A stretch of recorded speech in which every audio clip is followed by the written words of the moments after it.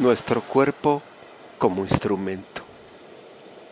A pesar de lo admirable, de lo prodigioso, de lo perfecto de nuestro cuerpo, no es sino un instrumento.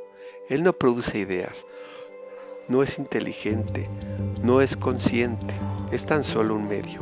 Y son muchos, quizá innumerables, los que opinen que son las celdillas cerebrales las productoras de nuestra conciencia, de nuestra inteligencia, de nuestra voluntad.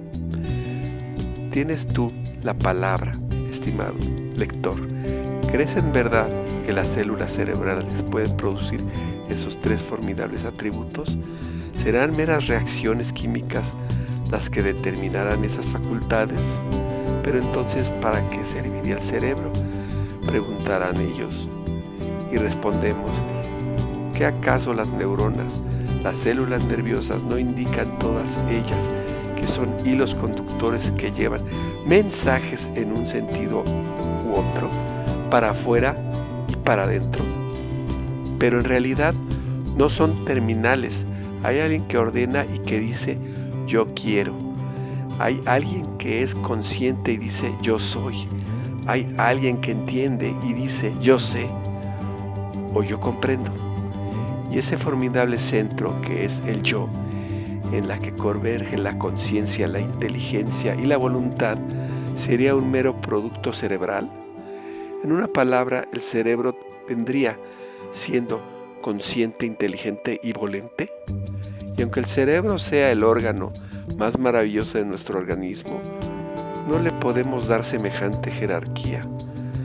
Desde él irradian órdenes, pero a partir del yo espiritual hacia él convergen las sensaciones del exterior y de otras partes del organismo. Pero quien toma nota soy yo, que digo, yo ordeno, o bien yo capto, yo recibo impresiones exteriores. Hay un habitante invisible, un agente, un originador y un receptor.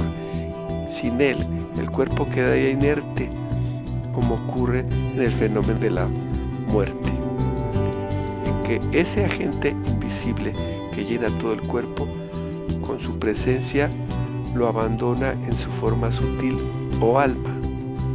Entonces, lo que era un organismo animado, viviente, que se movía de una u otra dirección, yace exanime, y el formidable proceso de desintegración, otra fase o aspecto de la vida universal, se inicia. Acostumbrémonos pues a mirar a nuestro cuerpo, a pesar de su maravilla, como un mero organismo que nada puede si yo no lo animo. Yo pues en mi mente concibo todo lo que después ejecuto a través de mi cuerpo. De la revista Luz Lumo, editorial Nuestro cuerpo como instrumento, noviembre de 1978, número 534, escrito por Andrés Lozano.